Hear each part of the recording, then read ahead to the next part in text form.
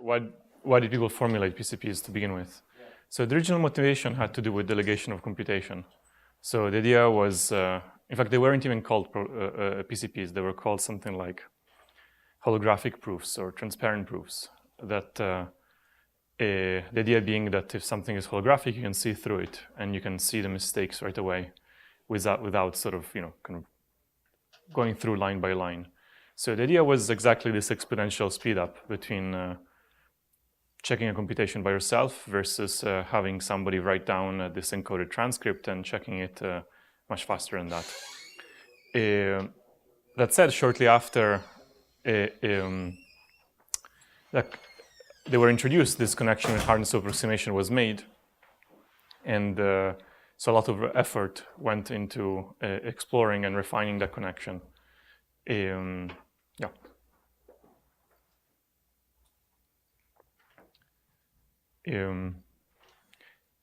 The way that I try to design the course is without. So you can spend a lot of time like looking at either application to hardness of approximation or application of to delegation of computation through cryptography. I think there's actually a lot of didactical material for either of these things out there. What there is much less of is just the actual PCP itself.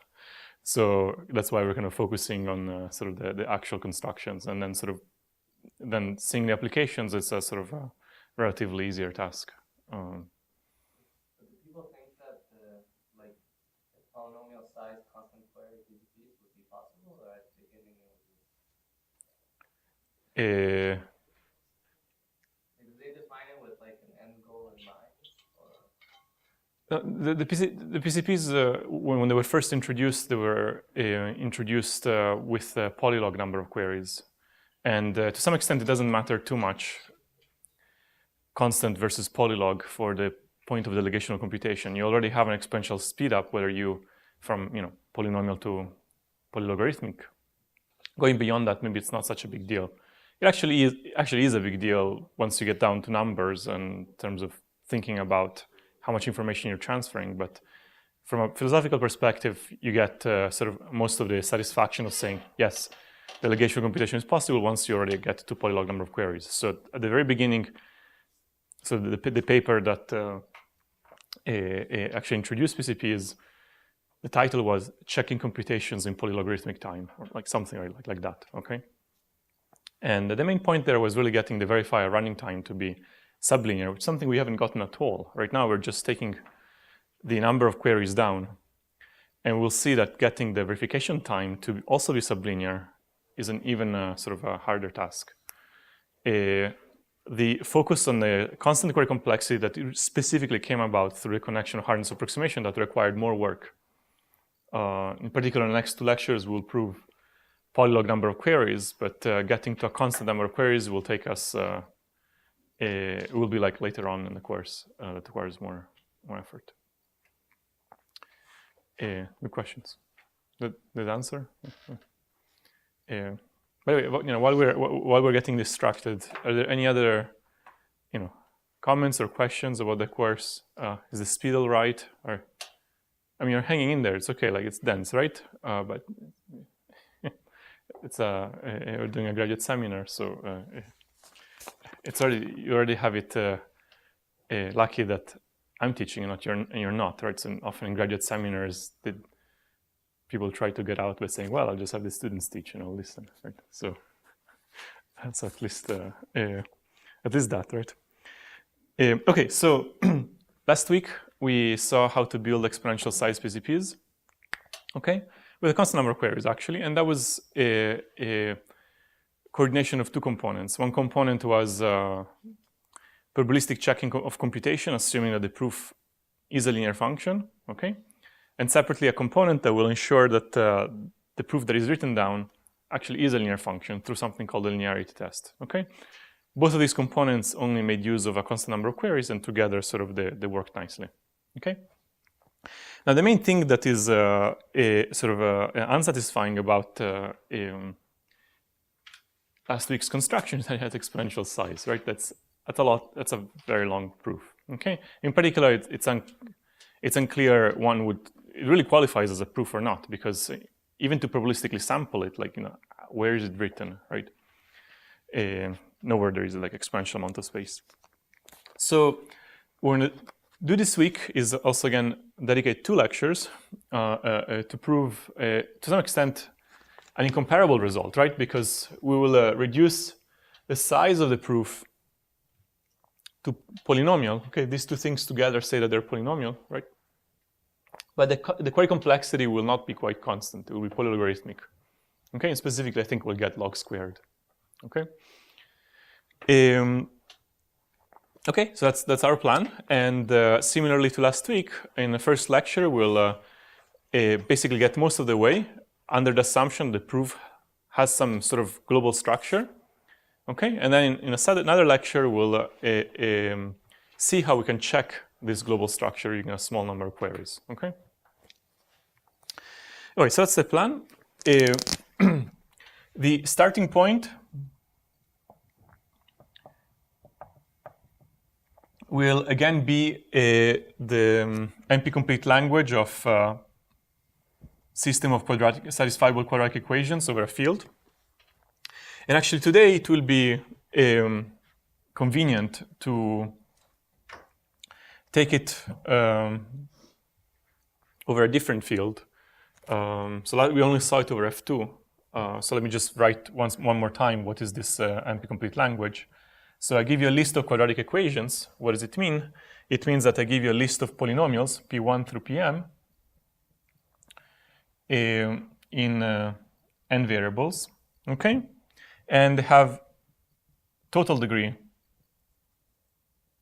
at most 2, okay? And there exists some satisfying assignment to the variables that makes them all disappear simultaneously. Okay. When last week we used this language when f equals f2. These were quadratic equations over the Boolean field. Okay. But actually, this language is NP-complete for any choice of field. Okay. And it really looks the same over any field, pretty much. Okay. Okay. So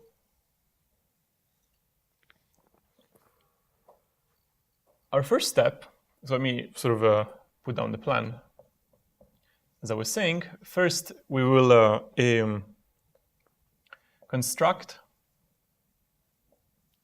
a poly-size PCP for this language, assuming the proof pi is, this time, instead of being a linear function, it's going to be a low-degree function. Okay? We'll see what that means in a moment. Okay? And then next time, we'll see, instead of a linearity test, what will it be? A low-degree test, right? We need to make sure that it's low-degree, right? So, okay? And then we'll combine them, okay? Okay, it's pleasant, right? So it's a format we've seen in a simpler setting, so at least something is familiar, okay? So, let's try it with something sort of rather simple, just to kind of get warmed up. We've seen what I'm about to write down already once before, but let's try that. We do something very trivial. We view pi as simply a candidate assignment. So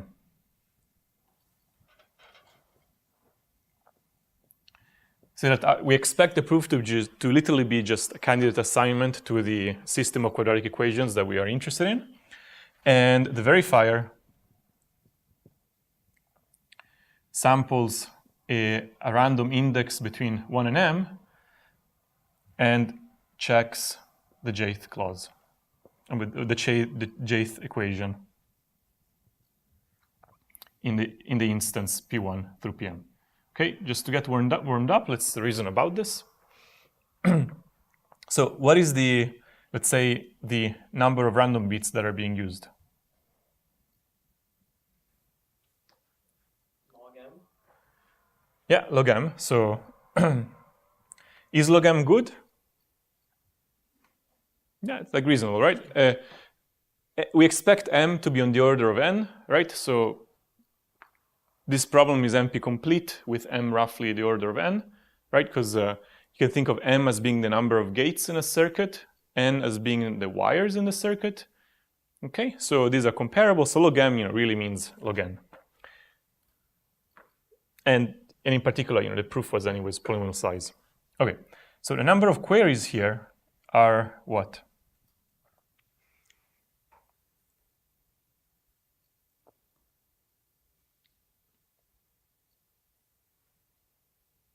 So what does how many queries, how many locations of the satisfying assignment do I need to inspect in order to run this trivial verifier? Yeah. That's a good upper bound. In fact, there's nothing else I can. There's nothing else I can read. But can we try to do something more precise? So I pick an equation. Which variables should I be looking at?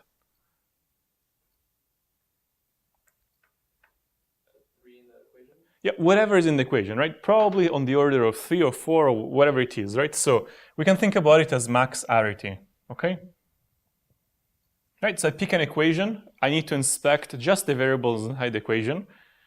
If I'm really wasteful, I can read all of them, right? But I don't have to, right? So provided that my arity is not very large, and it won't be with instances that are NP complete, this one we can really think about it as, kind of order of 1 for the instances that that we get from sort of a reduction from a 3 set. Okay, but so what's there to do? Like that's log m constant number of queries. We already beat what we wanted to do. The point is that in this entire thing, the soundness error that we get is horrible. So what's our soundness error here? N minus 1 over m? Yeah, or 1 minus 1 over m. Okay, so it's kind of it is not a constant soundness error. It's like horrible gap. We accept with probability 1 and we reject with probability at least 1 over m, or we accept with probability at most 1 minus 1 over m. So this is sort of not what we're looking for, because here implicitly we're saying that we're kind of normalizing everything relative to constant soundness error. We could of course ask more queries to get the constant soundness error, to get the soundness error to be a half, but then we will be making more queries, like linear, right? At that point, I'm not really. Okay, so this is just kind of the stupid sort of a PCP verifier.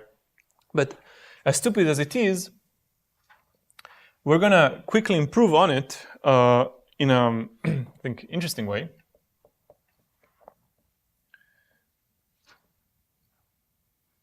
So we're going to still view pi as a candidate assignment.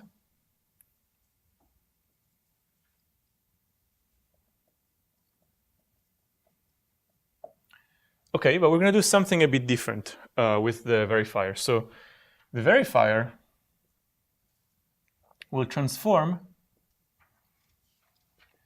the set of equations. Okay, so it's going to run a procedure called amplify that takes as input a list of equations, P1 through Pm.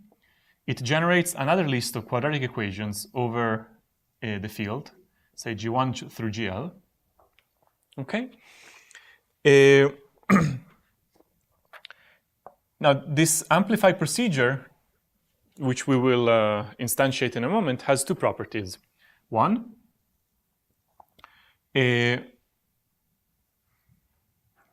for every assignment such that that satisfies the input set of equations, it holds that the output equations also are satisfied by that same assignment. Okay, some sort of completeness property that says that I preserve satisfiability. And in the other case, I want to say that for every satisfying assignment for which there exists even one even one equation that is not satisfied, then, and so this is kind of the amplify part, an epsilon fraction of the GJs are not satisfied by A. Okay, so if once I put down an A, there is a violation in one of the PJs, okay, then an epsilon fraction of the GJs is violated, okay, for that A. Okay, but so anyways, this is a guarantee. What the verifier actually does, it transforms these equations, and then it samples now an index J in 1 through L, okay, and checks the jth equation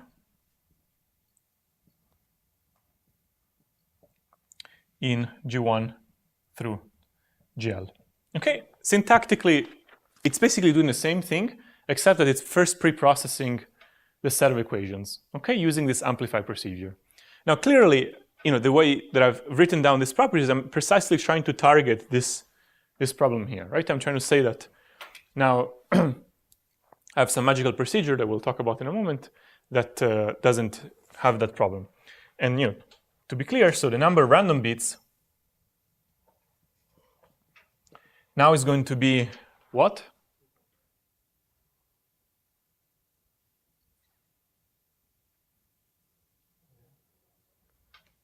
So I'm sampling J between 1 and L, right? So amplify is deterministic, okay? Log L, right? So in particular, if I suppose that I'm interested in the end to get log n, okay? What is the maximum that L can be? Polynomial, right? So we have a budget of a polynomial blow up in a number of queries, okay? So which is order of log n if L is poly n. Okay, so let's keep that in mind. Okay, so in a number of queries, well, it's going to be the max arity again, right? But we don't know what that is until we see the construction. So we'll leave a question mark here for now. Okay? But the soundness error now we know, right? So, I mean, we knew it before also, but now we kind of, by design, it's okay. What is the soundness error?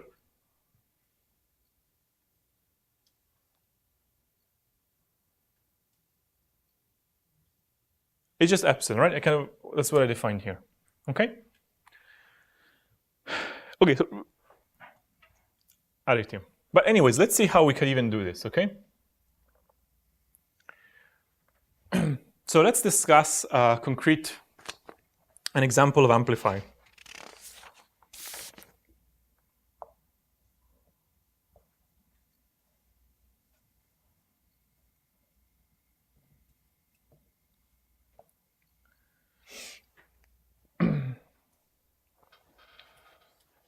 Okay, let's first start from maybe an example within the example. Suppose that C1, so I'm thinking about field elements, okay?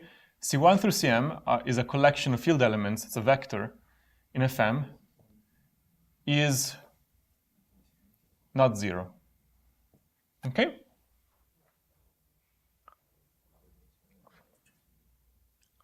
So we can consider a polynomial, let's call it f sub c, that is defined as having these values as its coefficients. Okay?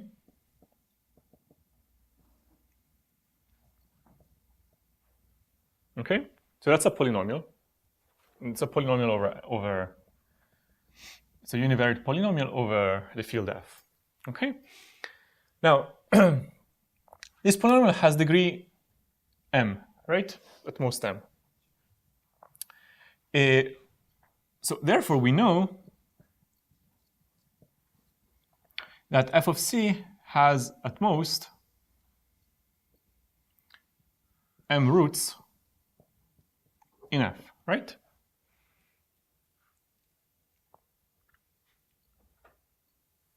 Okay, therefore, if we evaluate it on many points, we don't expect too many of them to be 0. For example, we could pick some point v1, v2, up to, let's say, v2m, okay? So this is a vector of 2m field elements. These are 2m evaluations of that polynomial, right? And it contains at most m zeros, right? So, and of course you have to, sort of fix arbitrary and distinct v1 through v2m. Okay?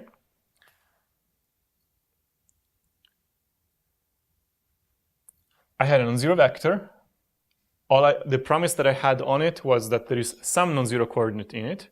Now I have some other vector, length twice that much. And actually I know that at least 50% of the entries are non-zero. Okay? And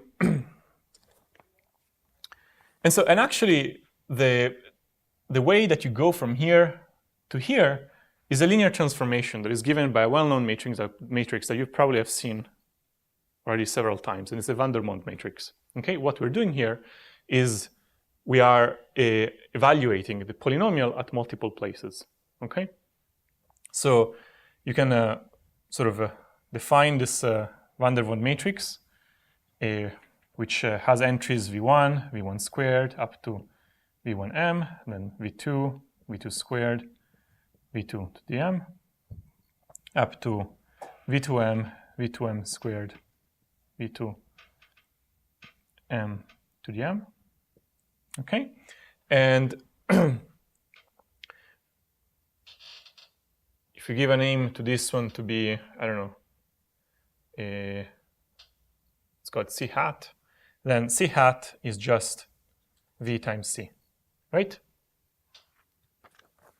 Why? Because you see, I'm just taking the inner product with each of these, right? And each of the inner product gives me an evaluation.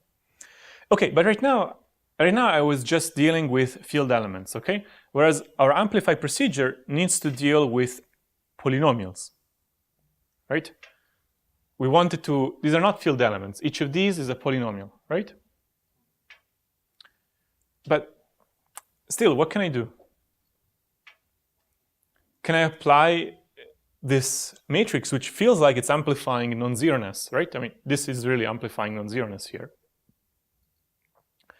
Can I apply this matrix to the polynomials and conclude something? Does it even make sense to apply it to the polynomials?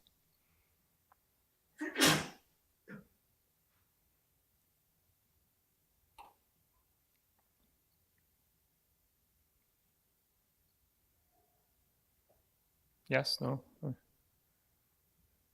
Yeah, why not? I mean, polynomials are a ring, right? So it's okay to certainly to apply scalar, all of these are scalars, right? I'm applying scalar operations on these polynomials, adding them together, they won't get upset. So in particular, it's okay to say, take this polynomial, multiply it, by v1, right? Add to it v1 squared times the other polynomial, right? I can do that. What I will get in the end is some other polynomial of, the degree didn't change, right? All I'm doing is just changing sort of the scalars, right? So I can apply v to these as polynomials, and I will get other quadratic polynomials, right? And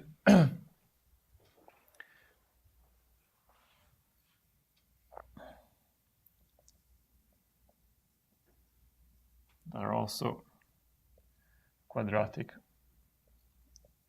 polys over f, okay? And so now we can ask ourselves, is it the case that we have these two conditions that we want, okay? So let's think about, for example, the completeness condition. Suppose that I had some assignment A that satisfies all the polynomials P. Is it the case that that same assignment satisfies each of the polynomials here? Yeah, sure, right? I mean, I can just look at how a particular one looks like. So some Gj will be some summation of some coefficients, which in fact those coefficients there. So I can v to the j, pj of x, right, as j goes from 1 to m, right, for some choice of v, right?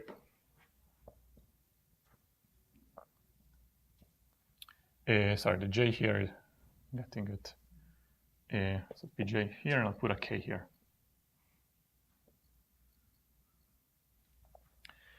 Some gj in there will look like some linear combination of those guys, right? So if a particular a satisfies the polynomial, then this would be 0, okay? If all of them are 0, this entire thing is 0, okay? Okay, good. So 1 is okay. What about 2? Well, suppose that, for the particular assignment that I have, there is some j that doesn't satisfy one of these polynomials, okay? So one way to think about it is that somehow, evaluation and multiplication by v commutes, right? So you can think about, you start from P1 through Pm, you can apply v, you get G1 through Gm, and you can then kind of evaluate at A, okay? Or what you can do is you can evaluate at A, you get kind of P1A, blah, blah, blah, PMA, and you can pass it through V, right? And you will get G1 of A, Gm of A, right? These two things commutes, right? So this is a commutative diagram. But so the properties that we've seen of V already tell us that if there is one non-zero here, then there will be many non-zeros here. Sorry, here this is L. There will be many non-zeros here, right? In particular, how many? 50% at least, right? So, okay, yeah, so we satisfy 2 with epsilon being a half, right? Meaning that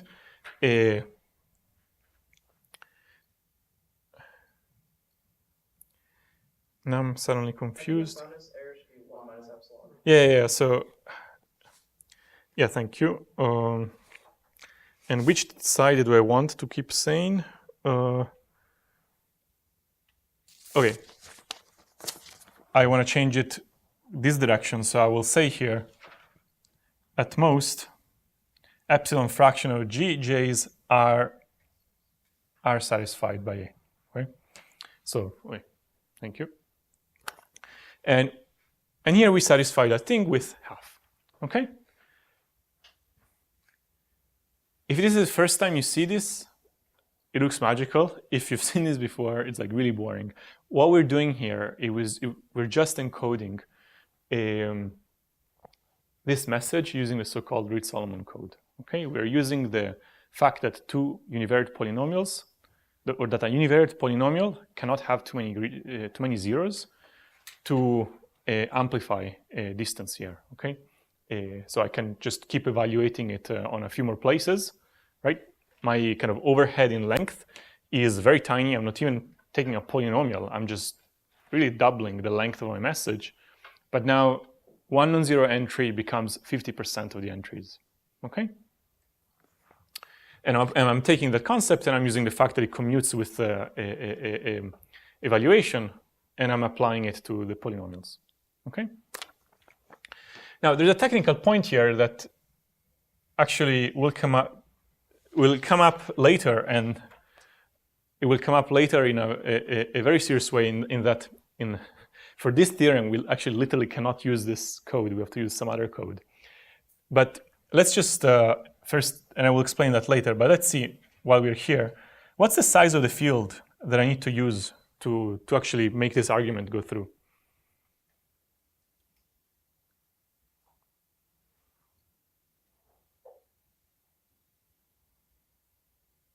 How large my field should be?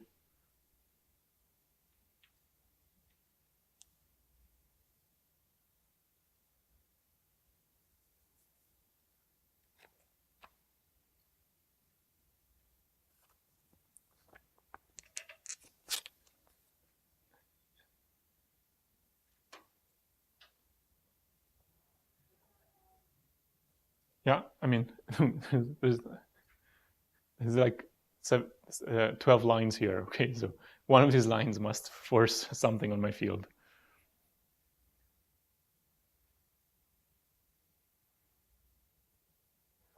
I claim that we need the field to be sufficiently large for some notion sufficiently large for this to make sense. And actually, this will matter later. That's why I'm bringing it up now.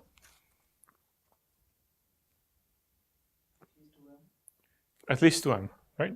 Why? Because if we're hoping to evaluate the polynomial at 2m places, then they better be 2m places in f. Okay? If they aren't, then it doesn't help to evaluate it on more times on the same point. I won't get sort of more amplification that way, right?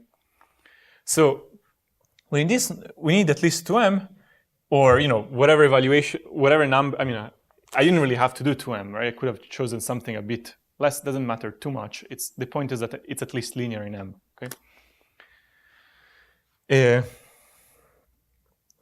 For the distinct v1 through v2m. Okay. So kind of we'll come back to this later, but I'll just keep that in mind. The point is that abstractly, what's happening here in general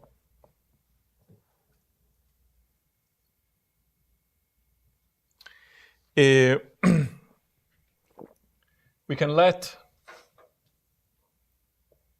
G1 through GL be G times P1 through PM, where G is, so this is a bit of my side remark, is the generator matrix. Or you can think about it, the encoding procedure of a linear code of block length L and message length M. In this case, then epsilon is the relative distance of the code.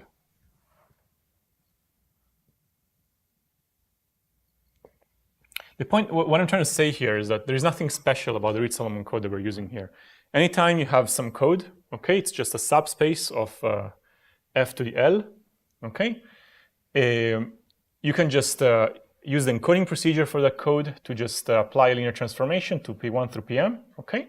And you will get precisely it's exactly the same thing going on with this V now being the generator matrix for that code. And we'll get whatever parameters the code has. In particular, any code where the block length is polynomial in the message length is good, and anything that has relative distance epsilon is fine.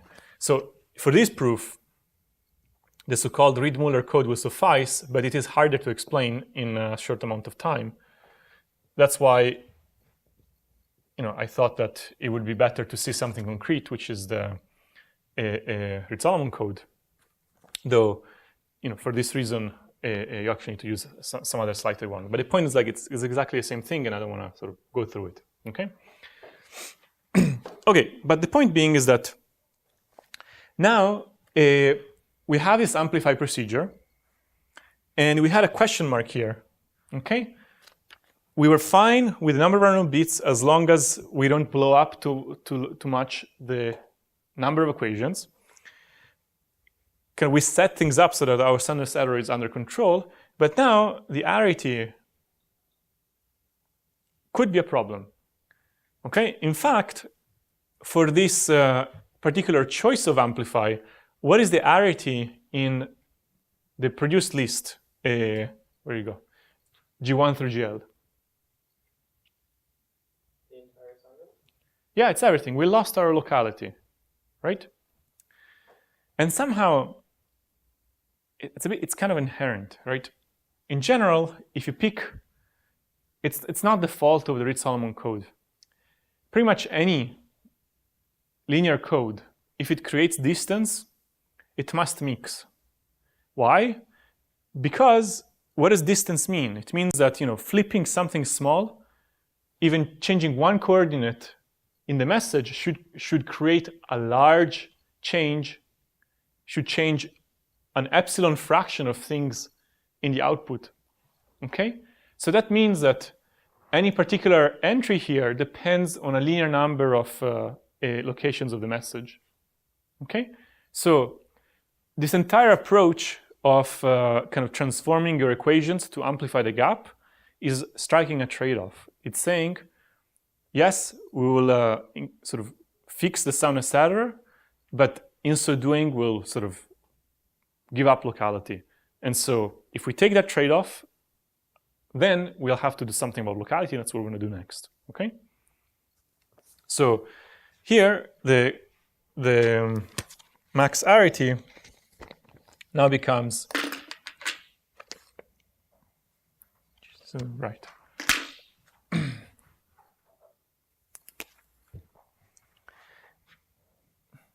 And this one literally doesn't write. In fact, it erases.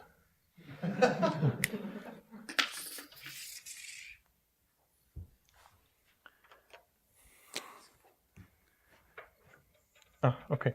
So this one is at least, in fact, it is precisely on the order of m, which is bad for us. Okay? But that's awful.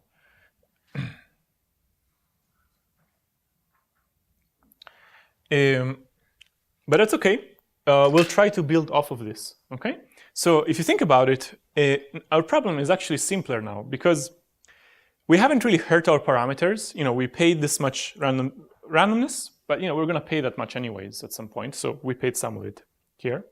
We have a soundness error, but okay, you know, like this is within our budget. But now we have one equation to check. Okay, so we have sampled one equation, and we just want to check that equation with a small number of queries. Okay? We made some progress, right? Before we had to check a system of equations, now we have to check one equation. Okay, the one that we selected. Where you go? We have to check GJ, right?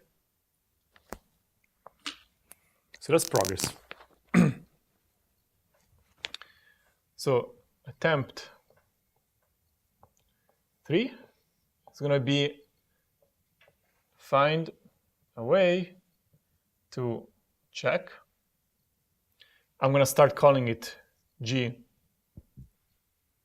You know, I'll just drop the GJ, right? But it is the one that we selected with a small number of queries. Kind of even though G has large locality.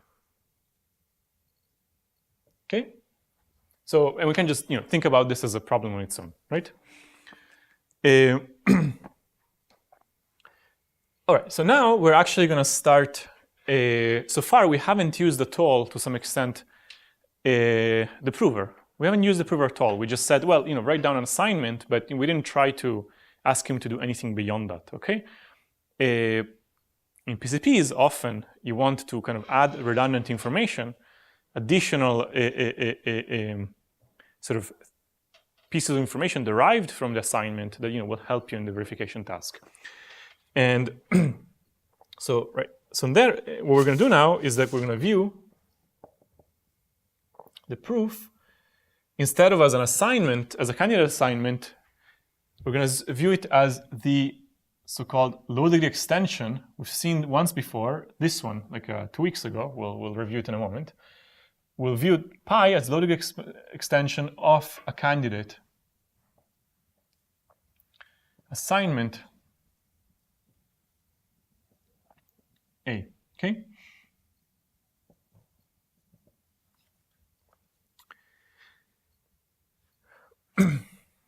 And then we'll see how, given this, we'll be able to check the equation that we selected with a small number of queries. Okay. Now, we did spend probably close to half an hour discussing logic extensions when we talked about doubly efficient interactive proofs. This time we will not spend a full half an hour. We will spend 5 minutes just to remind you, because it's important to know that. But you should become increasingly familiar with that. Okay. So, we're going to do maybe a refresher on LDEs. Okay. Logic extensions are very, very important in this entire area, because the probabilistic proofs are often enabled by taking your combinatorial functions defined over domains that don't care about polynomials and extending them to be polynomials. So say that you have a field, you have a subset of it, and you have some number of variables, okay? And any function f from h to the m to f can be extended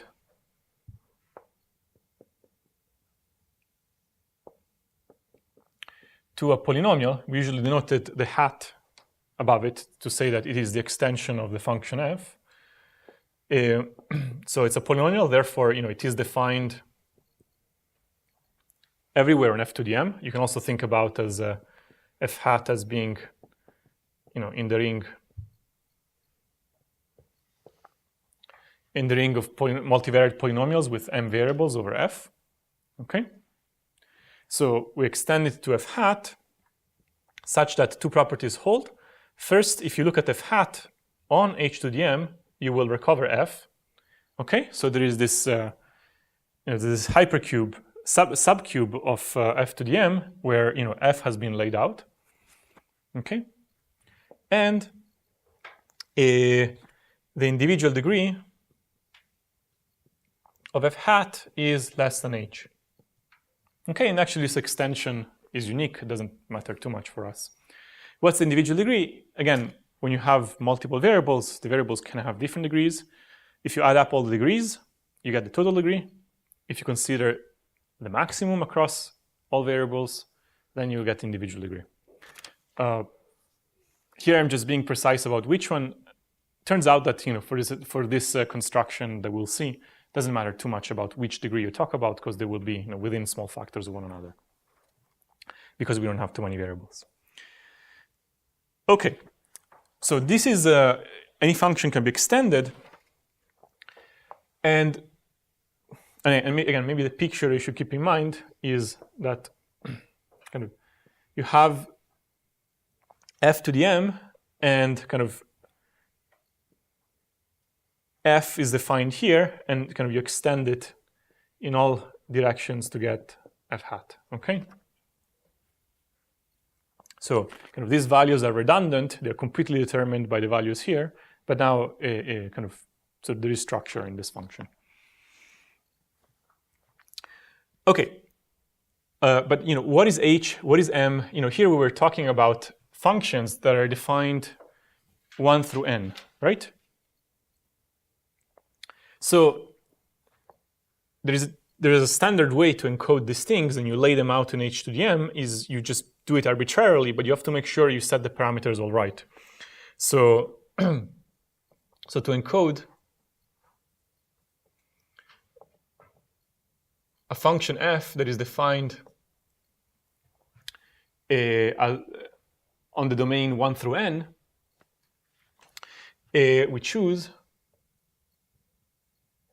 So we'll see why. So these choices again look magical, but then they become sort of second nature. So the subset h doesn't matter what it is, as long as its size is log n. M is chosen to be log n over log n. And this is so that the size of h to the m is n, right? So because if I take log n to the log n over log n, then you get, to the log n, which is n, right? If I take the log n and I push it up, it becomes log, it cancels, and I get that one, right? So this is just saying that here's a particular way to kind of set the dimensions of the cube so that you have n points inside the cube to arbitrarily assign, these n values to, okay? And we're gonna choose the size of the field to be m times, I'm going to write h minus 1 because h minus 1 is the actual individual degree, but it's m times h for some delta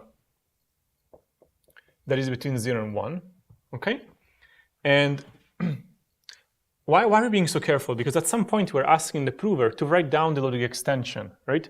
If it writes down the logic extension, I need to have a handle on how large is f to the m, right? Right now, what I'm saying is, okay, h to the m, I'm kind of pegging it to n, okay? And I'm committing myself to a certain ratio of, sort of a certain choice of what's the size of the cube and a number of dimensions of the cube, right? But I need to also have a handle on f to the m, right? Because if the prover is going to write down the extension, I need to make sure this is polynomial size, okay? So let's check, with these settings, what is f to the m? Well, f to the m here is h to the m times m over delta to the m, right? And this is n, right? Because this was n. And now I need to,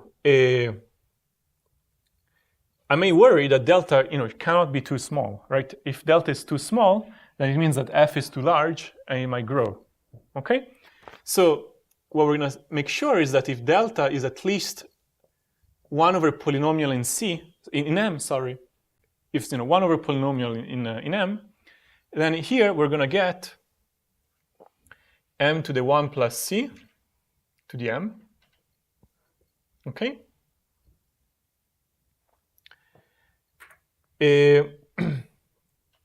And here I don't know where I want to do a separate computation, but the point is I don't think it's super interesting. The entire thing is that this is polynomial, okay?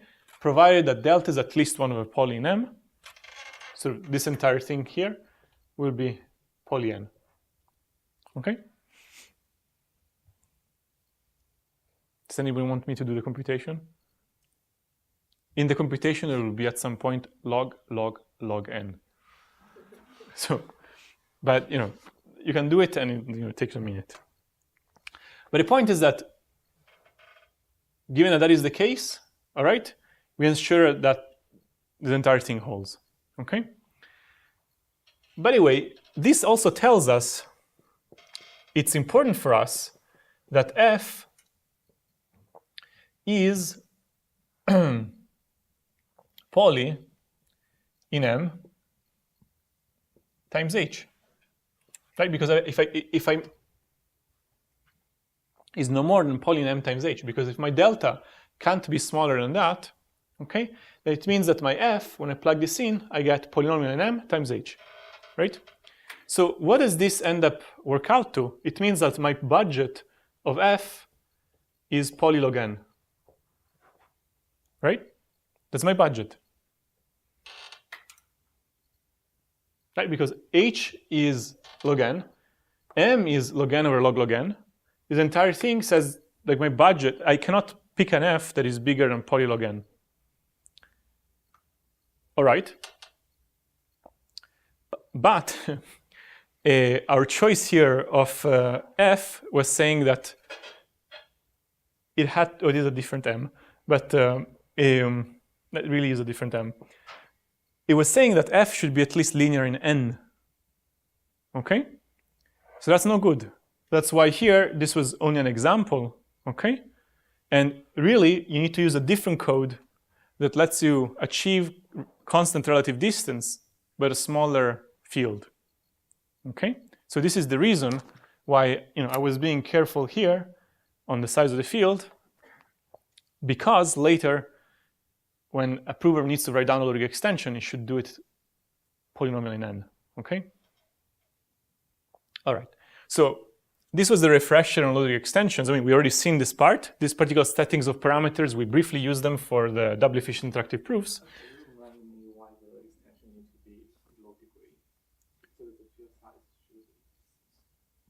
I understand. Try again. So the field is small, so we call it low degree extension. What are we using the low degree extension for? Yeah. We haven't done that yet. So right now I'm just saying that let's decide that the prover writes down not the candidate assignment, or not only the candidate assignment, but the candidate assignment extended to a logic extension. Why? Because we will do something useful with it. Regardless of what we do, this logic extension cannot have more than polynomial size. So right now we're going through the motions of figuring out what are the constraints on the parameters that will ensure that the logic extension has polynomial size. And now we've established that. We've said that, okay, whatever useful things we're going to do, we have to make sure that our field cannot be more than polylog n. Okay, given that we sort of make these choices. Okay. And then this was tying it back to the fact that earlier the simple example that we saw of a code required field that is linear as opposed to polylog, but there's some other code you can read up, the Reed Muller code, which secretly is actually the same code as the logic extension code. Okay, it is multivariate polynomials rather than univariate polynomials, and because you use multivariate, you can use a smaller field, but multivariate interpolation is just awkward to talk about. Okay. Okay, cool. So what do we do with this logic extension? Now we have a logic extension of this candidate assignment that is written. Okay, we know that it has polynomial size, and what we want to do is we have to check this, dam equation G, right? That has high locality. Okay. So, I'll remove the Reed Solomon example because it's.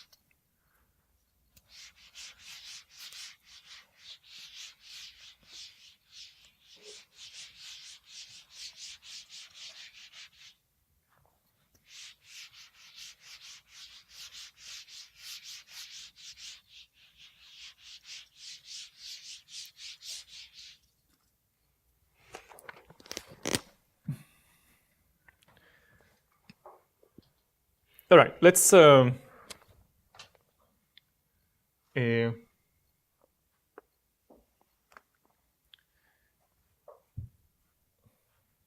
let's write it here. So we know that the proof is a hat from f to the m to f. Okay, and the candidate assignment is A, which is whatever is stored here. Okay? Somebody writes a function from f to the m to f that has the correct degrees. Whatever is in the cube h to the m, that's the candidate assignment. Okay? Now, again, we're assuming that a hat is a logic extension. The prover could just write a function from f to the m to f that is not the logic extension of anything, right? But that's something we're going to worry about next time. Right now, let's say that if he writes some logic extension, okay, can we at least check that it encodes an assignment that is satisfying, okay? So let's view the equation G that we want to check as, it's a polynomial, like it's a quadratic polynomial. So it will have some coefficients, Cij, xi, xj, right? It will look like this, right? That's a quadratic polynomial over f, right? And we don't really know anything about its locality. It could be really bad. So here are all the terms. For simplicity, we're gonna not think about the linear terms. There could be linear terms, right? But now I'm just writing the quadratic ones. I'll just ignore them. Just believe me that we can sort of fold them in using the same techniques that we can deal with the quadratic ones. So here I'm just gonna ignore linear terms. Linear terms means like Cij xi plus xj plus sum of, I don't know, di xi. Okay, just ignore those.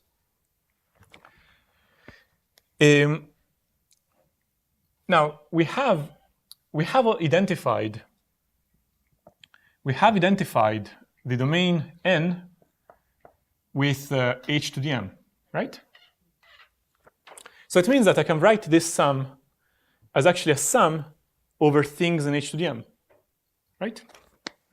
So I can sum over, say, y and z in h to the m, right? These are my new indices. Cy, z. And then, what can I write here? At some point, I need to involve my proof, right? What should I be writing here if I want to write xi and xj? I want to, at some point, write an equation that has to do with my proof. Otherwise, like I should be checking the proof. What can I write here? You can reverse the map you use to go from n to h to the m and use that on y and z. Like find the elements in the original. Yeah, but this map I'm doing it implicitly, right? I wrote Cij and here I write Cyz. I don't write C of, bijection of y, bijection of z.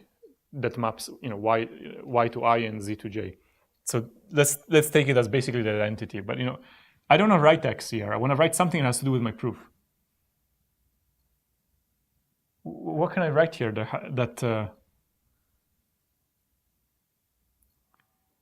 So I claim that it is interesting to write this thing, right? At some point, I need to check that the assignment encoded in the proof is good. Well, this is what I should be checking, or maybe in general this is like some constant C0, but it doesn't matter, right? So here's an equation that actually involves the logic extension. I'm looking at values of the logic extension only on the hypercube, so this is exactly where the logic extension is supposed to give me the candidate assignment, right? And if this is the equation that I was going to check, then this better be true if the equation is satisfied by the candidate assignment, right? I'm just rewriting this as saying plug in A, using notation from h to the m, and the fact that A is actually embedded in A hat, right?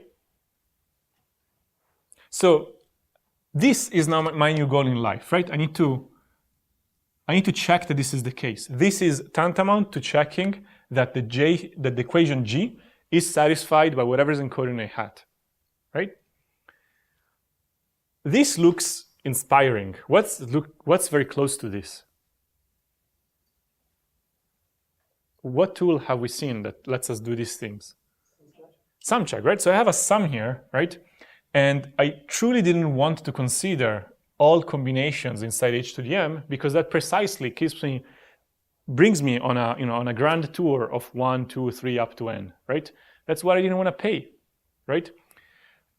What I would like to do is to say, well, okay, this is a one big sum. Maybe I want to check this entire thing through a sum check, and at the end of sum check, I need to evaluate this expression only at one point.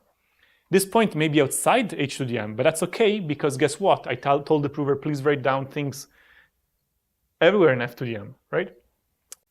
Now, there's a problem though that the sum check I can only apply it to polynomials, right? Now, this is a polynomial, that's a polynomial. The product of these two things is also a polynomial. But this guy is not a polynomial. This thing is just a coefficient, right? So what can I do to that guy?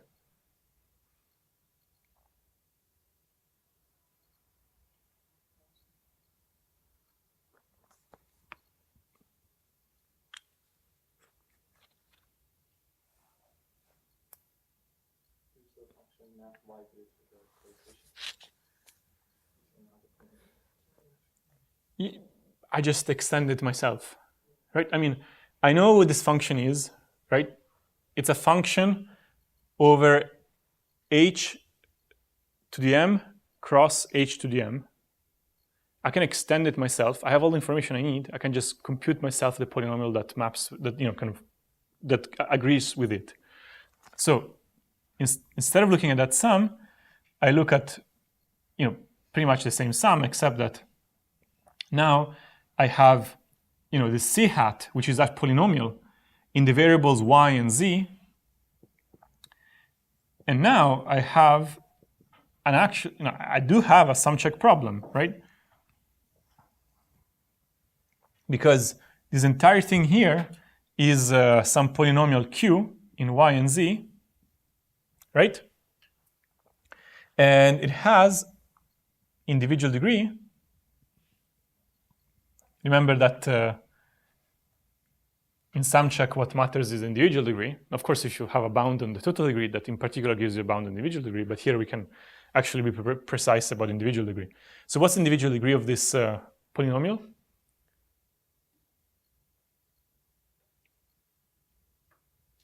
So what's the individual degree of a hat?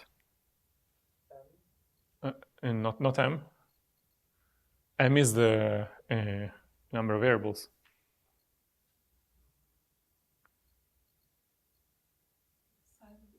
Size of h, right? So, and in fact, h minus 1. But, let's say h. When I put these two things together, does the individual degree go up? No, these are different variables, right? Here, though, I have an individual degree because I've extended myself, right? I've extended it over h to the m. So I expect individual degree in y and z individually to be, h. So overall, I have individual degree, less than 2h. In fact, less than 2h minus 1. But okay. What I'm trying to say is that this entire thing is a low degree polynomial, okay, which is important for sumcheck. Okay, so but how do we? So idea, run sumcheck.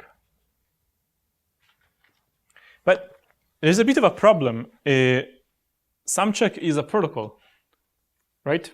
And the prover was called to write down a proof, not to chat with me, right? So while if we do run sumcheck, well, actually, let's actually go through the motions. What would happen if I did have a prover? I would talk to the prover.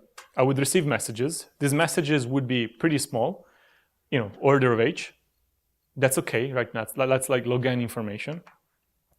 And at the end of it, I would have to evaluate q at some random point in f to the 2m, right? For some random choices of y and z that have been accrued, through the protocol. Evaluating q at that point would entail evaluating c hat at that, that point. That I can do by myself. I don't need to make any queries. And I need to query a hat at 2 locations. Sounds good, right? 2 queries instead of n, right?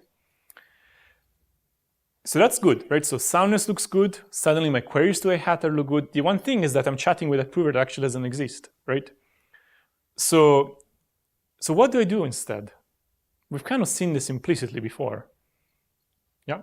The prover just submit all choices of the verifier?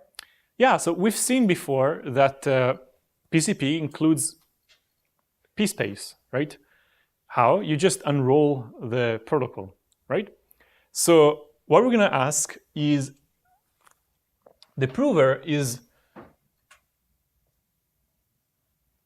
the proof pi is in fact a pair consisting of a hat, which is the logic extension that we already asked, and then some sort of tree of transcripts that we can call it sums, right? For all the sort of partial sums in so where sums are all possible prover answers for a sumcheck protocol on the polynomial qxy. QYZ. Okay? Now, we had checked already that A hat has polynomial size. Now we added more information to the proof. We need to make sure that this additional information is also of polynomial size, right? So, what is the size of sums at most?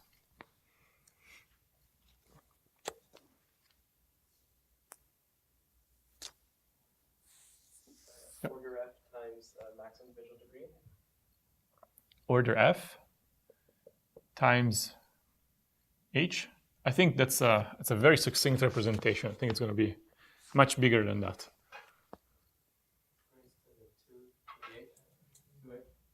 Two H and M are confusing. It's 2M, right? Why? Because we have 2M rounds.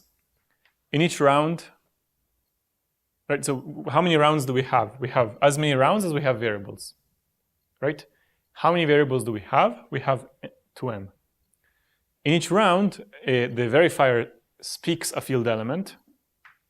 That action creates, a new branch in the tree, right? So this is kind of the size of the tree, and in each, so this is really order h, right? And in each time I receive an answer, right? Which is a univariate polynomial of degree at most 2h, right? But the point is that overall we had already checked that f to the m is poly in n, okay?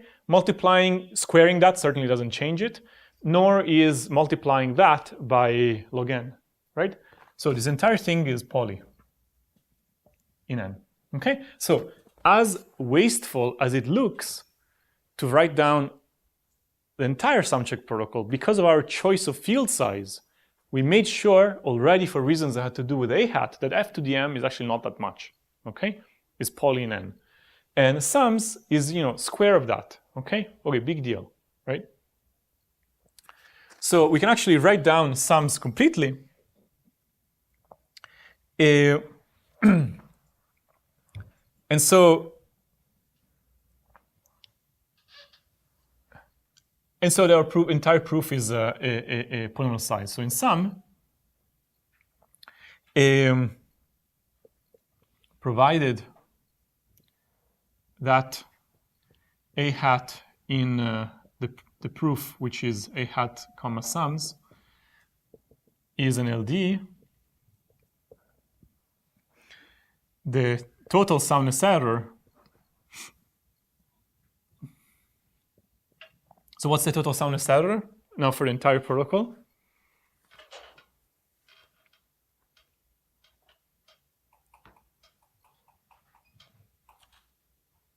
So we have we have various contributions, right? We have a contribution that comes from picking G at random. What's that contribution? Okay, so we have the soundness error, will be, certainly we have an epsilon contribution, and then we also have another contribution from running the sumcheck protocol, right?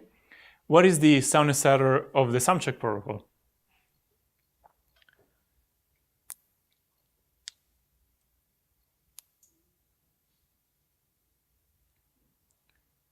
Number of rounds over f. It's a bit more than that. So we certainly lose something per round, but how much do we lose per round? Degree, right? So the soundness error is mh over f, okay? But actually by our choice of f, that ratio is precisely upper bounded by delta, which is something that we can control. So the point is that this entire thing is less than 1, for small enough delta. And we know that we're good with delta that goes even 1 over poly, right? So we clearly have space for that. Okay, so that's the overall soundness error, right? So this one is a term that comes from choosing one of the transformed equations at random, okay? And this one is checking that transformed equation using the sumcheck protocol, okay? Now,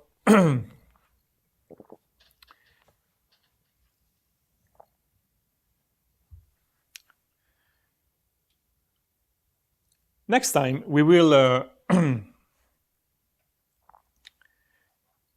next time we are going to do low degree testing. So we already know that last time we did something similar, we had to take care of some loose ends. For example, one of them was, even if we know, suppose a test tells us that we're reasonably close to a low degree extension, we actually had to do self-correction, right? Because our queries were funny, right? They were not random, okay? For this protocol, do we need to do self-correction? Or do we need, or are we just left with low degree testing? Sumcheck will take a random field. Yeah, so actually for this protocol, we won't have such a need because we will need to query a hat at whatever sumcheck tells us. But sumcheck will, in the course of the protocol, fix y and z to random points, okay? And basic IID, right? So I will have to query a hat at two, individually random points, okay? So, this is not a large number of queries, provided I can absorb, 2 times the error, like I'm good, right? So, since sumcheck asks to query q of yz at random point, we will not need to do self-correction, provided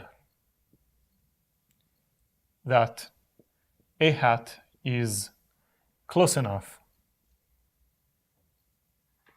to being a low degree extension, okay? Of course, it has to be close enough because we have to have space to make 2 queries, right? It cannot be that it's, 51% away, right? So it has to be maybe 5% close, right? So that we have space to make these 2 queries, and even if so that we can upper bound by 10% probability that at least one of them ends in the noisy region, right? So that's great, because by the way, self-correction is possible for low degree extension, it's just messier, okay? So it's not, you could do self-correction, but it's good to know that for this protocol, we don't have to.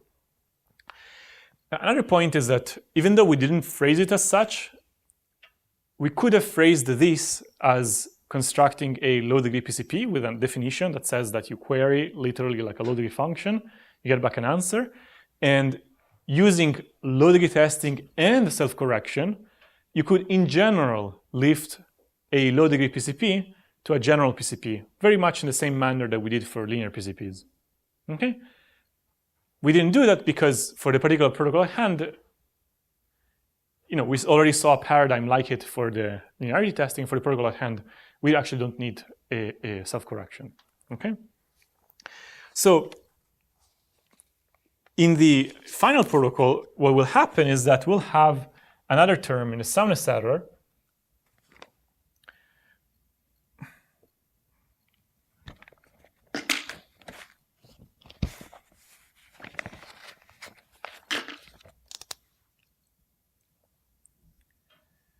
there will be some term that the low degree test rejects. So either low degree test rejects, or we're close with some notional closeness. So we're going to have to pay for that here, right? Because we're making 2 queries, right?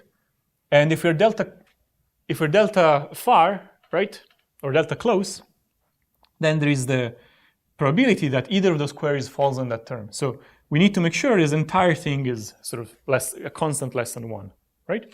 But that's really the entire thing. So what we're just left with is making sure that we can test that some a hat, okay, is close to the degree. Notice that we have nothing to test in sums. Sums was just unrolling an interactive proof. We're just reading off whatever the transcript was. There's nothing to test there. Yes, it's true that sums inside it contains polynomials, but they're polynomials represented as coefficients, not as evaluations that we're testing. We are reading these polynomials in full, right? We know they're low degree because we just read the coefficients. Does it make sense? Why? Because that's how the interactive proof was. In interactive proof, I open the mail, I found the polynomial, I read it in full, and evaluate it, right? And whatever I was doing in a sum check. So there's nothing else that I need to test in sums, okay?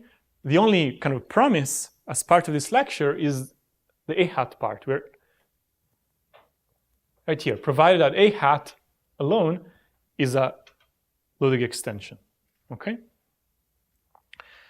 Now, last but not least, we also need to make sure that the number of queries we're making overall is under control. We're making 2 queries to a hat, right? But having unrolled the protocol, I also need to make queries to sums, right? And those count also as queries, right? But that's not too many queries anyways, right? Because I'm making 2m queries, right? To get back the answers to those potential messages. One way to do it, you can think about it, is that I sample, y and z, and I query the prefixes. I query y1, I query the location y1, y2, y1, y2, y3, right? And the prover had prepared in the tree, what he would have said upon each of these prefixes, right? And so that counts as 2m queries, okay? The alphabet here, you can argue that the alphabet is not binary, right? You can say that, oh, we have large alphabet, because when I make a query to sums, I actually get back a tuple of field elements, right? That's okay, just change your alphabet to field elements or to bits, and count more queries. That will only introduce additional logarithmic factors here. Okay, so we're not kind of hiding anything inside the fact that it is useful to think of sums as being over alphabet. There are tuples of symbols, tuples of field elements. Okay. Okay, so I think that because next time we will not put this protocol back up. We'll just only talk about loading testing. So really just only talk about loading testing. Are there questions about this protocol, about how things come together? Because this is the polynomial-size PCP with a polylogarithmic number of queries up to the loading test that we haven't seen, which also needs to make sure that it doesn't have too many queries. Is it clear? Now, intuitively, maybe 1 minute. What changed from last week is that we are using sort of a less redundant code. Okay, while last week we were using linear functions to encode information, also known as the Hadamard code. Here we're using low degree functions, okay, also known as the Reed Muller code, low degree functions to encode information. And because it has less redundancy, we had to work harder to actually check things. Actually, last week, the amplify procedure, which kind of, here it is, we didn't make it explicit, but you could have thought about it also as amplify procedure, because the Hadamard code that we were using basically says amplify means consider all possible subset of P1 through Pm, right? And when we took this random subset principle and we took R times the matrix of equations, R times A, one way to think of that was that we were choosing one out of an exponential number of possible equations. Each one corresponds to a choice of that vector R, right? So that amplify procedure from last week was passing the matrix A and producing R times A for every possible R. And then we were choosing one of those equations to check. That's how we amplified. It's exactly the same thing as here, except that after that, we were like, by the time we selected the equation, checking that it's satisfied, it was a simple linear query to the oracle, right? But here, checking the equation involved an additional protocol, okay? Because intuitively, it's because we have less redundancy and we have to kind of, be smarter about that, okay? So we are indeed being sort of more parsimonious in how much redundancy we put down in the proof, and as a result of that, we have to work a little bit harder. Another important thing is that notice that this protocol doesn't save any time to the verifier. This is something that we'll work with, I think, next week, okay? Even just amplifying things means that whatever computation was being encoded here, it's unrolled computation, and you're applying like a dense linear transformation to it, right? So even though you ask a polylog number of queries in the end, you're working hard. And anyways, you are given an explicit set of equations. So what does it even mean to save on computation, right? So we're going to have to talk about that next week. But before it, we need to discuss. So do your testing. We'll do that on Thursday.